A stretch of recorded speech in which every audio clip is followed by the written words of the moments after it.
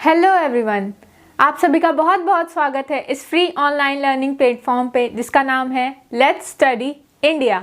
आज हम एक नया टॉपिक स्टार्ट करने जा रहे हैं जो कि फर्स्ट सेमेस्टर का 4th यूनिट है सेल डिवीज़न। सेल को क्या कर रहे हैं, डिवाइड कर रहे हैं। तो सेल डिवीज़न में डिवीज़न जो वर्ड है अभी तक तो मैथ्स में ही सुना होगा, आपने छोटे क्लासेस में सेल डिवीज़न तो पढ़ा होगा। तो एक सेल से, दिस इज सेल, सेल क्या होती है? Cell is the structural and functional unit of life. जैसे एक दीवार है, दीवार किससे बनी होती है? एक छोटी सी ईंट से बनी होती है ना, तो उसी को बोलते हैं। तो जैसे इस दीवार के लिए एक का क्या है, एक ईंट छोटी सी उसकी सेल होती है, वैसे ही हमारे बॉडी के लिए एक छोटी सी यूनिट होती है उसकी सेल। और ऐसे ही कई सेल मिलकर के एक टिश्यू बनाते हैं, कई टिश्यू मिलकर के एक ऑर्गन बनाते हैं और कई ऑर्गन मिलके पूरा ऑर्गन सिस्टम तैयार करते हैं। तो यहाँ पे हम बेसिक यूनिट यानी कि स्ट्रक्चरल ढांचे की बात कर रहे हैं। तो उसकी बेसिक यूनिट नींव कौन रखता है? एक सेल, कोशिका। इसके अंदर होता है हमारा न्यूक्लियस, और न्यूक्लियस के अंदर होता है हमारा जेनेटिक मटेरियल यानी कि डीएनए, आरएनए, जो कि क्या होता है, कंडेंस फॉर्म में होता है, क्रोमोसोम क्रोमैटिड्स के फॉर्म में होता है। न्यूक्लियस के अंदर एक होता है न्यूक्लियोलस। न्यूक्लियोलस इसके अंदर छोटी सी क्या होती है, छोटा सा हिस्सा होता है जो कि न्यूक्लियस के अंदर प्रेजेंट होता है। इस तरीके से हमारी सेल होती है। अब एक सेल जब डिवाइड करके 2 डॉटर सेल्स फॉर्म करती है और इसी को बोलते हैं सेल डिवीज़न, ठीक है।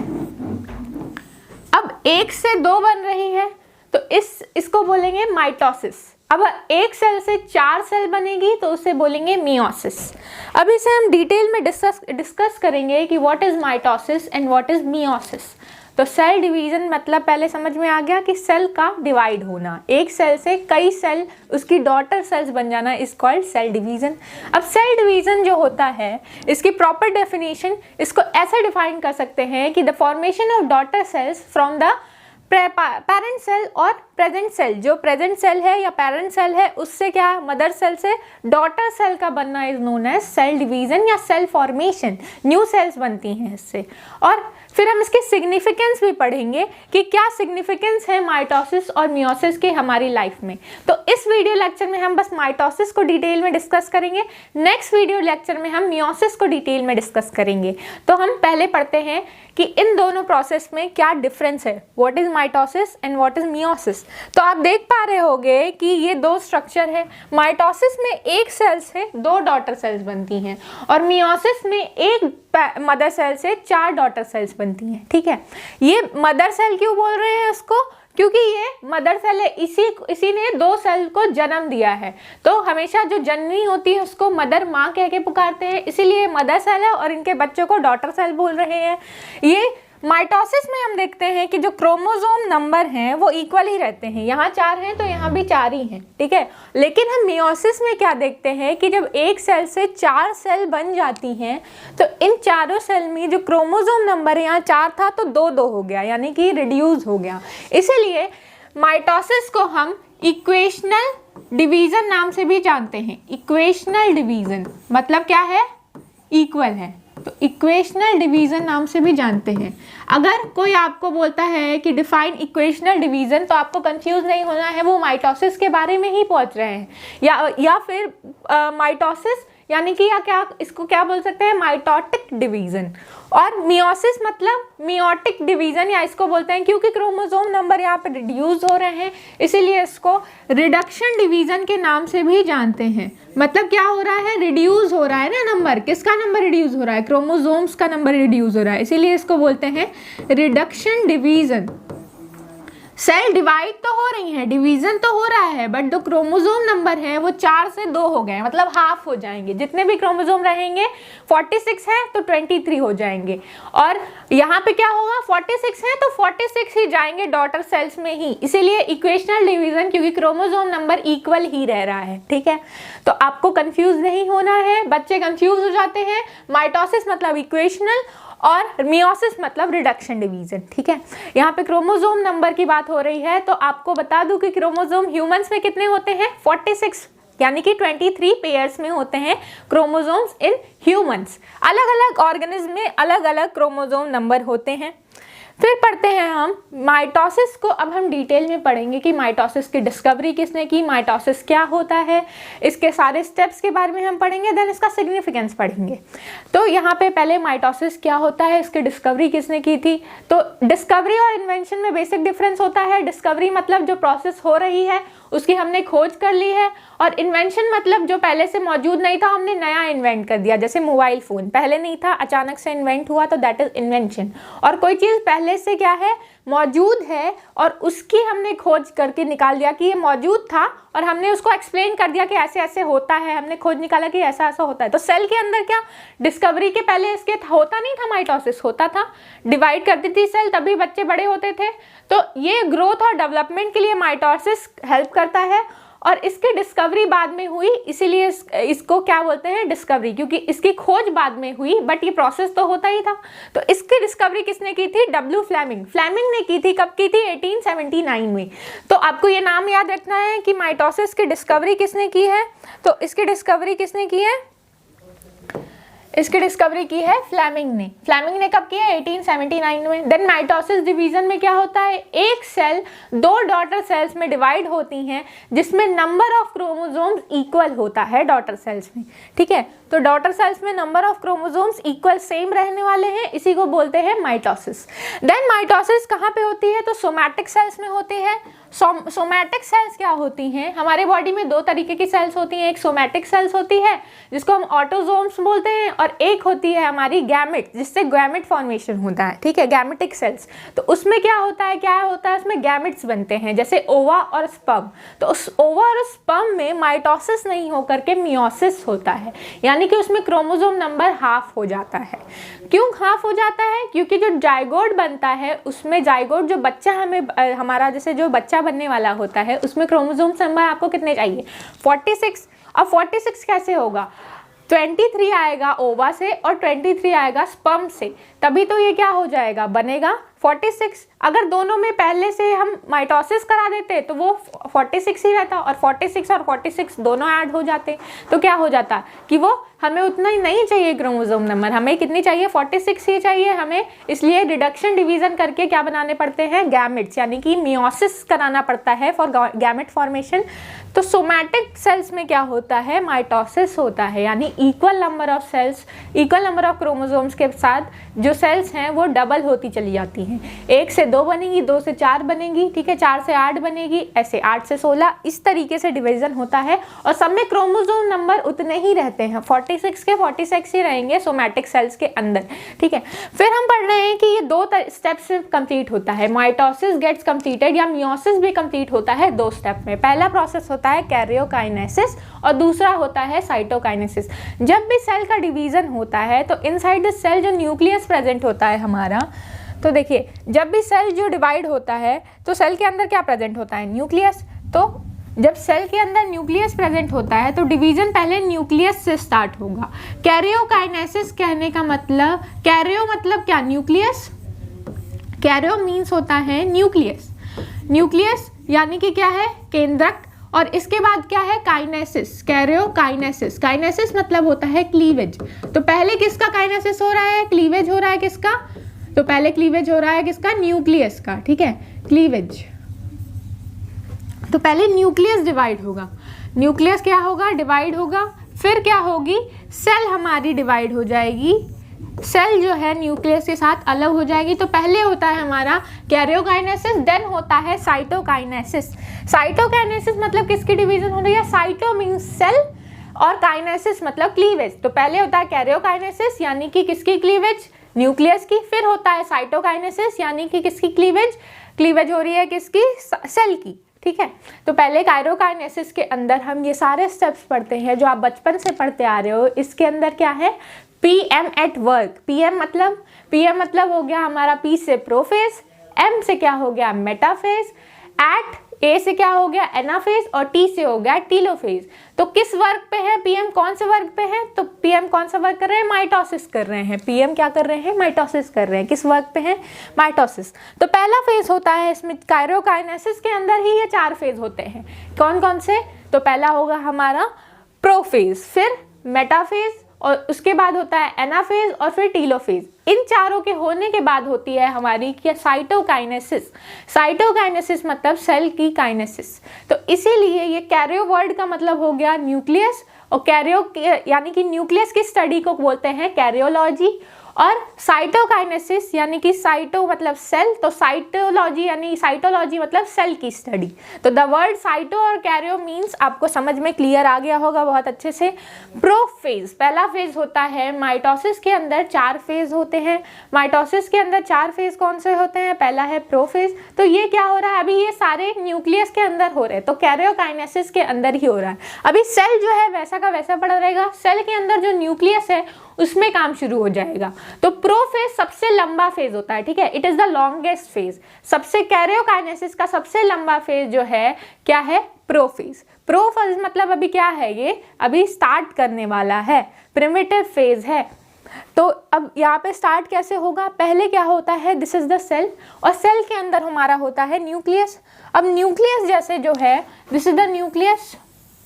न्यूक्लियस के अंदर हमारे क्रोमोसोम्स प्रेजेंट होते हैं।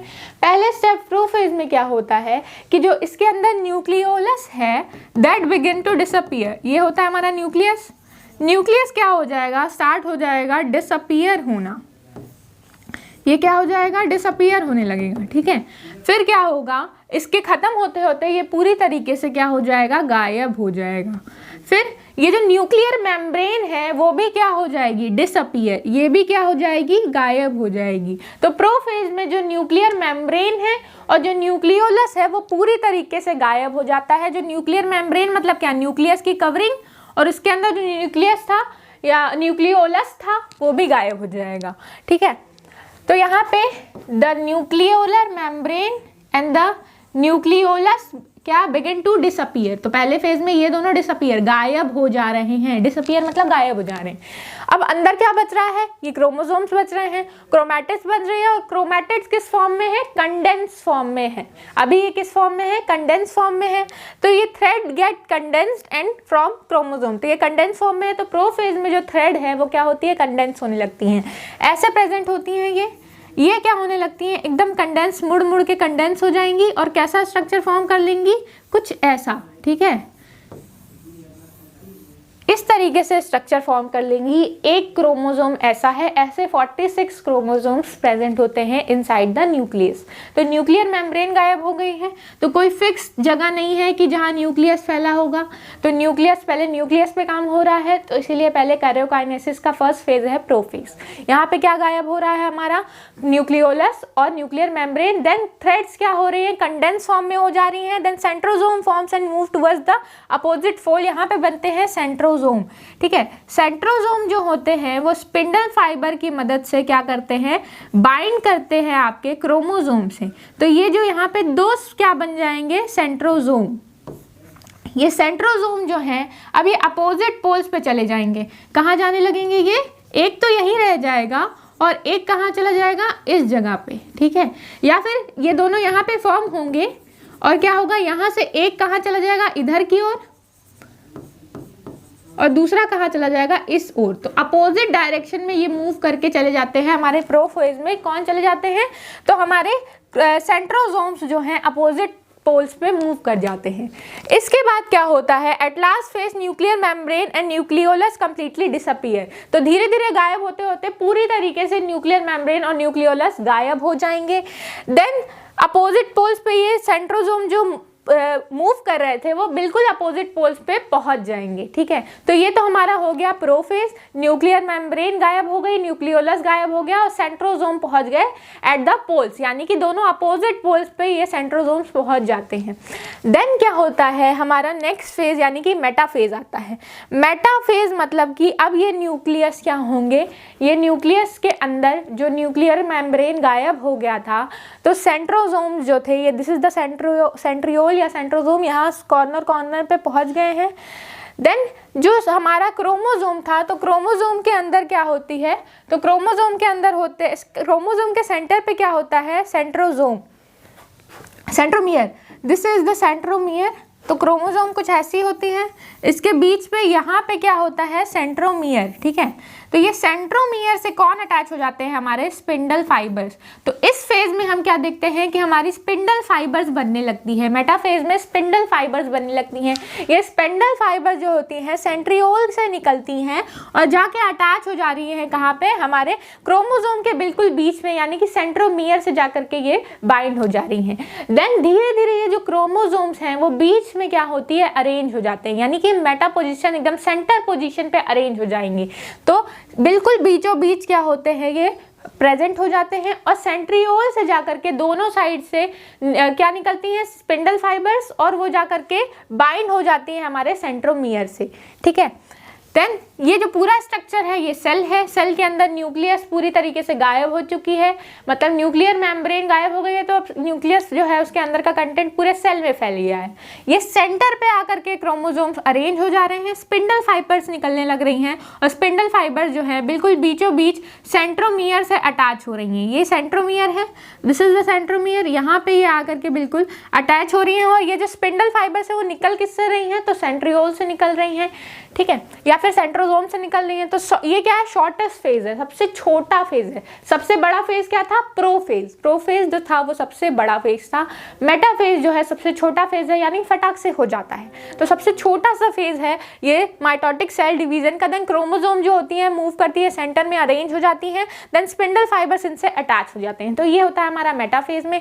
मेटाफेज में आप इससे डिफरेंस देख पा रहे होगे कि ये सेल में अभी क्रोमोसोम ऐसे कहीं भी फैली हुई है। मेटाफेज में जो है इससे स्पिंडल फाइबर्स अटैच हो गए हैं, यानी स्पिंडल फाइबर्स बन गए हैं। ये अपोजिट एंड पे सेंट्रियोल पहुंच गई थी और इससे निकल गया क्या, हमारा स्पिंडल फाइबर, और ये अटैच हो गया किससे, हमारे क्रोमोसोम के सेंटर पोजीशन से, यानी कि सेंट्रोमियर से ये अटैच हो गया है और ये सेंटर में पहुंच गई। इसके बाद जो होता है हमारा एनाफेज आता है।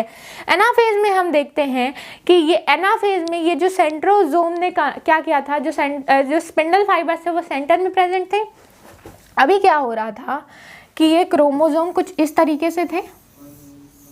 ये क्रोमोसोम टूट करके दो इक्वल हिस्से में बढ़ जाते हैं, यानी कि यहाँ से ये स्पिंडल फाइबर इसको तोड़ करके ले जाती हैं और यहाँ पे क्या होता है कि ये वाला पोर्शन जो है ऐसे टूट जाता है और एक जो है क्या हो जाता है, कुछ इस तरीके से टूट जाता है, यानी बीचों बीच से डिवीजन होता है। एक पार्ट यहाँ चला जाता है और एक पार्ट दूसरी पोल्स पे चल जाता है।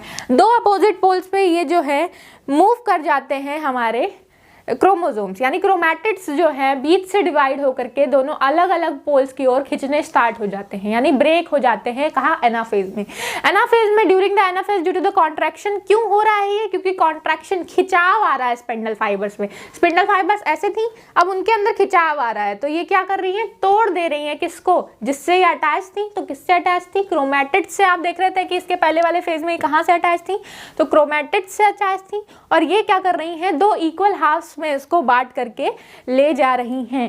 ठीक है, तो अभी तक क्या हो रहा है कि सपोज करिए कि ये ह्यूमन बॉडी है, ह्यूमन बॉडी के अंदर सेल डिवीजन हो रहा है। तो 46 पेयर ऑफ क्रोमोसोम्स थे, ये 46 के 46 क्रोमोसोम्स यहाँ सेंटर पे अरेंज हो जाते हैं और इससे अटैच हो जाती है हमारी क्या, हमारी स्पिंडल फाइबर्स। और स्पिंडल फाइबर्स अटैच कहाँ से होती हैं, तो सेंट्रोमियर यानी कि सेंटर पोजीशन से होती हैं। क्रोमोसोम के सेंटर पोजीशन से यानी कि सेंट्रोमियर से अटैच हो जाता है हमारा स्पिंडल फाइबर्स और ये 46 पेयर्स को दो 46 हिस्से में डिवाइड कर देगा। जैसे कि 1 2 3 4, यहाँ 4 है, तो ये 4 के 4 इक्वल, 4 पार्ट इधर चले जाएंगे, 4 पार्ट इधर चले जाएंगे। ये हाफ से बटेगा और आधा हिस्सा इस साइड चले जाएगा, आधा इधर, फिर ये भी आधा इधर, ये आधा इधर। इस तरीके से 46 क्रोमोसोम का हाफ पार्ट इधर और 46 इधर, यानी कि 46 और 46 क्रोमोसोम इक्वल पार्ट में दोनों साइड चले जाएंगे, दोनों अपोजिट पोल्स पे मूव कर जाएंगे।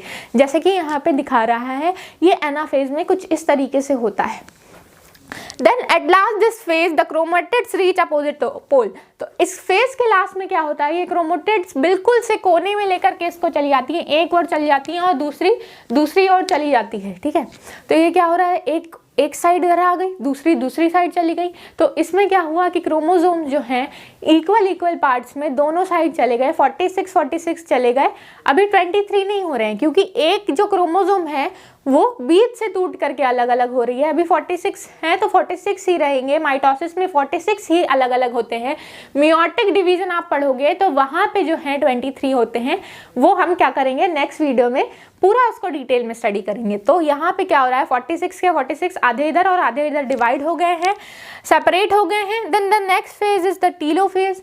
टीलोफेज में क्या होता है कि ये जो थोड़ा सा ये जो सेल है वो बिल्कुल इधर आकर के अरेंज तो हो गया है, बट यहाँ पे हम देख रहे हैं कि साथ ही साथ यहाँ पे साइटोकाइनेसिस भी शुरू हो गई। यानी कि अभी कैरोकाइनेसिस, ये सारे न्यूक्लियस के अंदर अभी वर्क हो रहे थे, बस हल्का सा यहाँ पे साइटोकाइनेसिस यानी हल्का सा इधर क्या होता है, कॉन्ट्रैक्शन सेल में स्टार्ट होती है इन द टीलोफेज। यहाँ पे क्या होता है, बिल्कुल अपोजिट होता है प्रोफेज का, यानी प्रोफेज का बिल्कुल अपोजिट। मतलब वहाँ हम याद करेंगे कि प्रोफेज में क्या हो रहा था, तो प्रोफेज में बन रहा था हमारा, क्या बन रहा था, हाँ तो बन रहा था न्यूक्लियोलस। तो यहाँ पे न्यूक्लियोलस जो है वो रीअपियर होना स्टार्ट कर देते हैं। ठीक है, न्यूक्लियोलस जो है यहाँ पे रीअपियर होने लगते हैं पूरे तरीके से। इसके लास्ट में ये अपीयर हो जाएंगे, अभी ये अपीयर होना स्टार्ट करते हैं और यहाँ पे अपीयर हो जाते हैं। देन न्यूक्लियोलर मेम्ब्रेन जो है वो बनने लगेंगी दो अपोजिट साइड पे, न्यूक्लियोलर मेम्ब्रेन बनने लगेगी, यानी कि न्यूक्लियस की मेम्ब्रेन बनने लगेंगी।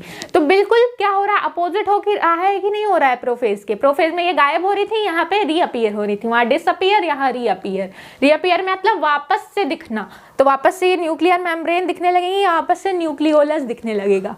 फिर क्या होता है कि अपोजिट टू द प्रोफेज, अभी बताया मैंने प्रोफेज के बिल्कुल क्या है, अपोजिट हो रहा है, यहाँ पे सब क्या हो रहा है, रीअपियर होने लग रहा है। देन हम देख रहे हैं कि क्या हो रहा है कि chromatids become condense, chromatids condense हो जा रही हैं। क्रोमैटिड्स जो थी वो कंडेंस फॉर्म में थी और ये क्या होंगी, and form chromatin fibres, chromatin fibres and spindle fibre disappear. Spindle fibres जो बने हुए हैं यहाँ पे ये डिसअपियर हो जाएंगे। अब इसको नॉर्मल सेल बनना है ना, तो ये क्या होगी, ये डिसअपियर हो जाएंगे। ये जो कंडेंस फॉर्म में था वो क्या होगा, अब फाइबर्स में कन्वर्ट हो जाएगा। मतलब कंडेंस था ना स्टार्टिंग में, वहाँ पे क्या हो रहा था, कंडेंस हो रहा था प्रोफेज में, यहाँ कंडेंस ना हो के क्योंकि उल्टा होगा, जैसे प्रोफेज का बिल्कुल उल्टा लिखना है, वहाँ कंडेंस हो रही थी, यहाँ क्या होगी, फाइबर्स में वापस ये जो कंडेंस फॉर्म में था वो कंडेंस फॉर्म में कैसे होने लगेगा, ऐसे थ्रेड लाइक स्ट्रक्चर बनाने लगेंगी। ठीक है, वापस से थ्रेड फॉर्म में आ जाएंगी। तो बिल्कुल अपोजिट क्या हो रहा है प्रोफेज के। उसके बाद एट लास्ट जो दो डॉटर न्यूक्लियाई हैं वो पूरी तरीके से वापस आ जाएंगी। ये जो आपका न्यूक्लियस है इसके अंदर ये क्या आ जाएगा, न्यूक्लियर मेम्ब्रेन पूरे तरीके से बन जाएगा और इसके साथ साथ इसके अंदर न्यूक्लियोलस भी पूरी तरीके से अच्छे तरीके से बन जाएगा, आपको दिखने लगेगा। बट अभी आप देख रहे हो कि सेल डिवीजन स्टार्ट होने की शुरू होती है। अभी सेल डिवीजन हुई नहीं है, अभी सेल तो नहीं डिवाइड हुआ, लेकिन एक ही सेल के अंदर दो न्यूक्लियस बन गए हैं। यानी कि ये क्या था, ये न्यूक्लियस के अंदर ये चारों फेज हो रहे थे, न्यूक्लियस के अंदर सारा डिवीजन हो रहा था। अभी सेल तो वही, बाहर से आप देखोगे तो वो सेल एक ही रहेगी, उसी के अंदर सारा काम हो रहा है। तो अभी साइटोकाइनेसिस नहीं हुई, अभी सेल का डिवीजन नहीं हुआ है, सेल अभी एक ही है। अभी सेल को भी तो अलग होना होगा, तभी तो दो डॉटर सेल्स बनेंगी। तो इसके बाद ये चारों फेज खत्म होने के बाद होता है हमारा साइटोकाइनेसिस, यानी कि अब क्या होगा, सेल का डिवीजन होगा, सेल डिवाइड होंगी ना। तो सेल डिवाइड होने के लिए अब क्या करना पड़ेगा, साइटोकाइनेसिस। तो साइटोकाइनेसिस को आप डिफाइन करोगे, it is the method in which cell क्या होती है, सेल जो होगी उसका डिवीजन होगा। सेल गेट्स डिवाइडेड इनटू 2 और more daughter cells. In case of mitosis 2 daughter cells are form और in case of meiosis 4 daughter cells are form. तो साइटोकाइनेसिस में अगर हम माइटोसिस की बात कर रहे हैं तो 2 डॉटर सेल्स बनेंगी। अभी हमारा 2 न्यूक्लियस तो हमको मिल गया था, न्यूक्लियस जब 2 मिल गए थे तो न्यूक्लियस में आप देख रहे हैं कि ये इसके अंदर क्या है, न्यूक्लियस बन चुका है, 2 न्यूक्लियस बन चुका है और 2 सेल हैं, बट ये अभी अटैच है। इनमें जो ग्रूव्स हैं वो क्या होंगे, बनने लगेंगे और धीरे धीरे ये ग्रूव जो होंगे ऐसे करके अंदर की ओर ये क्या करते हैं, जैसे ऐसे ये सेल अटैच होती है और सेल अटैच होने की वजह से ये क्या होता है, बिल्कुल ऐसे होती है। ठीक है, और धीरे धीरे ये सेल ऐसे थी, एक सेल है इसके अंदर बीच में न्यूक्लियस है, ये ऐसे ऐसे क्या होंगे, ग्रूव्स बनेंगे इनके और धीरे धीरे बिल्कुल क्या होगा, कांटेक्ट कम होता जाएगा और 2 सेल्स जो हैं बिल्कुल अलग हो जाएंगी। ठीक है, इस तरीके से यहाँ पे क्या हो रहा है कि ये न्यूक्लियस तो बन गया है, इसके अंदर जो सेल है वो यहाँ से ग्रूव्स फॉर्म करना स्टार्ट करेंगे, मतलब गड्ढा बनता जाएगा और ये बिल्कुल अच्छे तरीके से एकदम अलग हो जाएंगे और ऐसे सेपरेट 2 डॉटर सेल जो है माइटोसिस में तैयार हो जाती हैं। इस आप यहाँ पे देख रहे थे कि ये अभी थ्रेड लाइक फॉर्म में आ जाती हैं और स्पिंडल फाइबर डिसअपीयर हो जाता है। स्पिंडल फाइबर जैसे ही डिसअपीयर होता है, ये देख रहे हैं इसमें ये जो डॉटर सेल्स बनेंगे उसमें जो क्रोमोसोम्स हैं वो थ्रेड के फॉर्म में है। इसके अंदर क्या होगा, न्यूक्लियोलस होगा और क्या होगा, स्पिंडल फाइबर्स गायब हो जाएंगे। हमारा जो क्रोमोसोम है वो क्या होगा, थ्रेड लाइक इन मैनर हो जाएगा। तो this is how the mitosis get completes. और यहाँ पे 2 डॉटर सेल्स बनेंगे with equal number of chromosomes in it, यानी कि क्रोमोसोम्स कितने होंगे, 46 इसमें भी आ जाएंगे। अगर हम ह्यूमन सेल की बात कर रहे हैं तो अब मेज में 46 क्रोमोसोम, मेज में 20 क्रोमोसोम्स होते हैं, बट मेज मक्का कॉर्न, और ये क्या है, ये भी इसमें 46, बट ये क्या है, ह्यूमन सेल की बात हो रही है, इसमें 46 क्रोमोसोम है। हर इंडिविजुअल में, हर ऑर्गेनिज्म में क्या होते हैं, अलग अलग क्या होते हैं क्रोमोसोम्स। हर ह्यूमन बीइंग में कितने होंगे, 46 पेयर्स, या 23 पेयर्स, यानी कि 46 क्रोमोसोम्स। तो 46 क्रोमोसोम्स ईच में आ जाएंगे, इसीलिए इसको बोलते हैं इक्वल या फिर इक्वेशनल डिवीजन नाम देते हैं, यानी कि इक्वल नंबर ऑफ क्रोमोसोम्स आ रहे हैं ना। इस तरीके से हमारी साइटोकाइनेसिस खत्म हो जाती है। देन हम पढ़ेंगे इसकी सिग्निफिकेंस क्या है, क्या इसकी इंपॉर्टेंस है, माइटोसिस क्यों होती है हमारी बॉडी में। तो एक हम क्या पढ़ते हैं, जाइगोट पढ़ा है ना। तो जाइगोट कैसा होता है, छोटा सा बनता है, एक सेल का बनता है, दिस इज द जाइगोट। क्या होता है, एक स्पर्म जो है आता है और वो क्या होता है, एक ओवा से मैच करता है।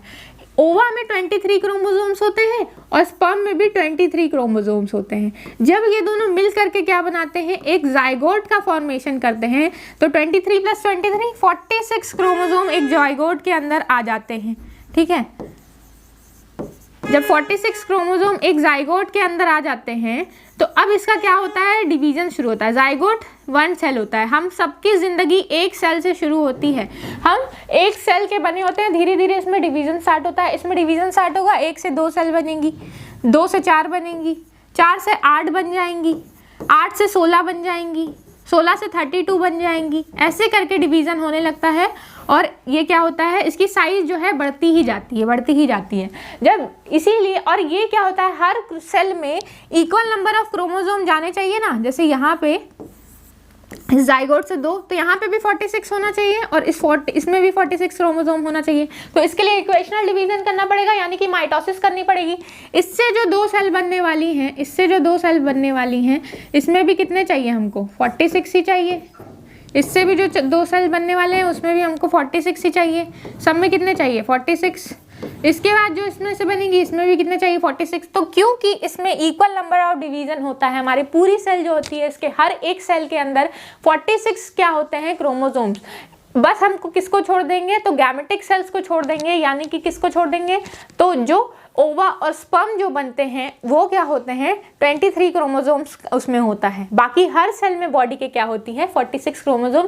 यानी कि ग्रोथ और डेवलपमेंट, जैसे छोटे से बड़ा बच्चा बनता है तो उसकी सेल भी तो बढ़ती जाती हैं, छोटे से बड़ा होता है बच्चा तो उसकी सेल्स भी बढ़ती जाती हैं, उसकी साइज बढ़ती जाती है। तो वो साइज बढ़ने के लिए सेल्स की अमाउंट बढ़ती जाती है, जो कि किसकी वजह से होता है, माइटोसिस की वजह से होता है। तो माइटोसिस का ग्रोथ और डेवलपमेंट में इंपॉर्टेंट रोल होता है। और उसके बाद हम पढ़ते हैं कि इस क्रोमोसोम्स को हम क्या कहते हैं, generation of daughter cells as compare to the mother cells. तो equal number of chromosome, equal number of, जब हमको क्या देने होंगे, न्यूक्लियस बच्चे में देने होंगे, इक्वल नंबर ऑफ क्रोमोसोम जब बांटने होंगे सेल्स में, तब हम माइटोसिस का क्या करते हैं, यूज करते हैं। यानी कि माइटोसिस डिवीजन या माइटोटिक डिवीजन वहाँ पे होता है। Important in increasing the number of gametes, gametes के नंबर को बढ़ाने के लिए काम करती हैं। जैसे एक बार 23 क्रोमोसोम्स हो गए तो 23 पेयर ऑफ क्रोमोसोम्स अगर हो गए मियोसिस के बाद, उसके बाद उनको और कम नहीं करना है, 23 का भी हाफ नहीं करना है। तो उसके बाद वो गैमेट के नंबर को बढ़ाने के लिए भी किसका यूज होता है, माइटोसिस। तो एसेक्सुअल या फिर यूनिसेलुलर जो ऑर्गेनिज्म होते हैं, जैसे एसेक्सुअल रिप्रोडक्शन में भी किसका यूज होता है, माइटोसिस। यानी कि अमीबा जो है, अमीबा क्या करती है, बाइनरी फिजन करती है, तो वो किस चीज का यूज कर रही है, या फिर ट्राइपैनोसोमा है तो वो किसका यूज कर रहा है, बाइनरी फिजन का। तो ये या बैक्टीरिया है, तो इनमें जो बाइनरी फिजन होता है इसमें इक्वल नंबर ऑफ डिवीजन, एक ही सेल से 2 डॉटर सेल बनती हैं और जो उसमें क्रोमोसोम नंबर होता है वो फिक्स होता है, मतलब वो घटता नहीं, उतना ही रहना चाहिए। तो वहाँ पे भी नंबर ऑफ गैमेट्स बनाने के लिए किसका यूज़ हो रहा है, माइटोसिस का यूज़ हो रहा है। तो ये यूनिसेलुलर ऑर्गेनिज्म में रिप्रोडक्शन के लिए काम आते हैं, माइटोटिक डिवीजन वहाँ पे होता है। Then helps in maintaining the size of the cell. जो हमारा दूसरा सेल बन रहा है, एक सेल से डॉटर सेल्स बन रही हैं, वो इक्वल साइज में होंगी जैसी मदर सेल होगी। तो मदर सेल की जितनी साइज होगी उसने ही अमाउंट की 2 डॉटर सेल उसी साइज की बनती हैं, ठीक है। तो साइज भी मेंटेन करके ये रखते हैं माइटोसिस में, ठीक है। अगर आपको कहीं भी हाथ कट जाता है, छिल जाता है, तो वहाँ पे भी जब वापस सेल रीजनरेट करती हैं आपको, जैसे क्या होता है कि कहीं छिल गया तो क्या होता है, पपड़ी जम जाती है ना, तो वो क्या होता है कि वहाँ पे सेल उसके अंदर रीजनरेट कर रहती हैं, वापस सेल वहाँ पे डिवीजन करके वो सेल उस जो जगह आपकी गायब हो गई जहाँ से सेल, वो वापस आकर के माइटोटिक डिवीजन से वहाँ पे सेल की कवरिंग कर लेते हैं, और वो जो भी चोट लगी है वो ठीक हो जाती है, सेल उसको कवर कर लेती है वापस से। फिर इसी के साथ ये जो हमारा माइटोसिस का एप्लीकेशन है वो ख़त्म होता है, यहाँ ये जो माइटोसिस है वो यूज़ होती है। इसी के साथ ये टॉपिक हमारा ख़त्म होता है। नेक्स्ट टॉपिक में हम डिस्कस करेंगे मियोसिस को, ठीक है। टिल देन आप रिवाइज करते रहिए, मिलते हैं नेक्स्ट वीडियो लेक्चर के साथ। Thank you.